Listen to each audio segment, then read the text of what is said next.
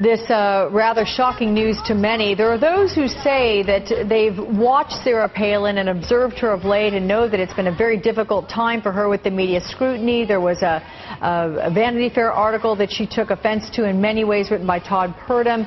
The release of her emails over this last week in a rather tit-for-tat conversation going back with the John McCain camp.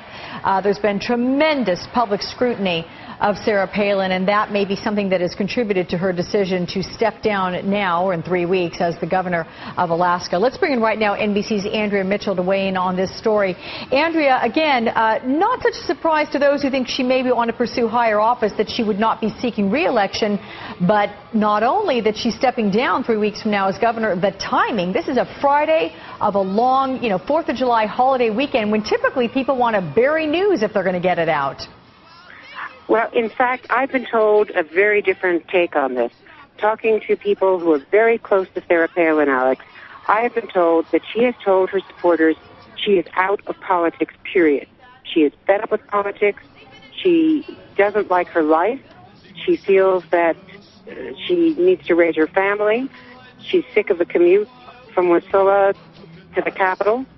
And she really does not want to run for higher office. But this is not a case where she is stepping down in order to clear the way for a presidential run.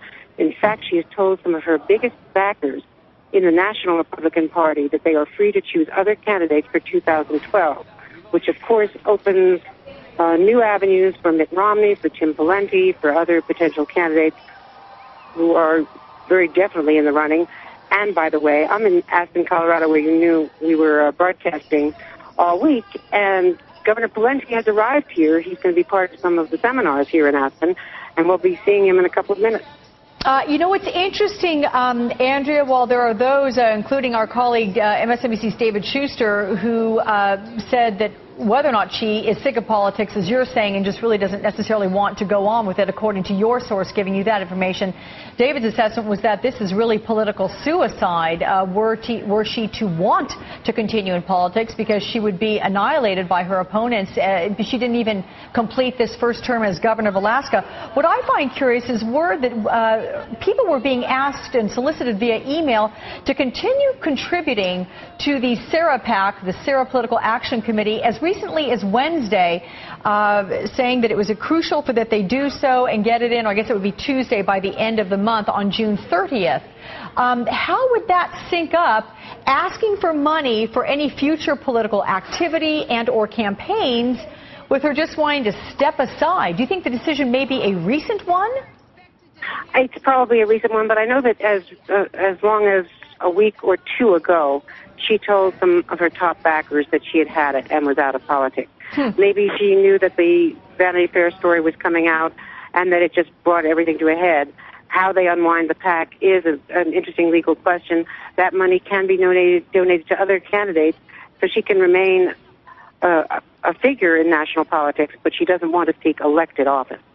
Interesting. She gives the explanation for her stepping down and not completing her term, Andrea, as you know, that she doesn't want to adhere to the typical lame duck status of elected official. She's not one of those who's going to go on some international trip and cost the state money. There are those who say that she really was elected because she promised to reform politics, ethics reform and the like, having coming on the heels of the scandal with Frank Murkowski, the former governor there in Alaska. Do you buy that would be behind this? I mean, she has been so unique in her approach to politics. This is a bit more of the same, if you can expect that kind of thing from Sarah Palin? I think that for throughout, Sarah Palin will remain unpredictable as a national figure, but she really has told friends, at least, that she has had it with national politics. And I think that she is not, as far as we know, and as far as she is telling her closest advisors, going to be running for president. Okay. Thanks, Alex. Thank you very much, Andrea Mitchell. We appreciate that.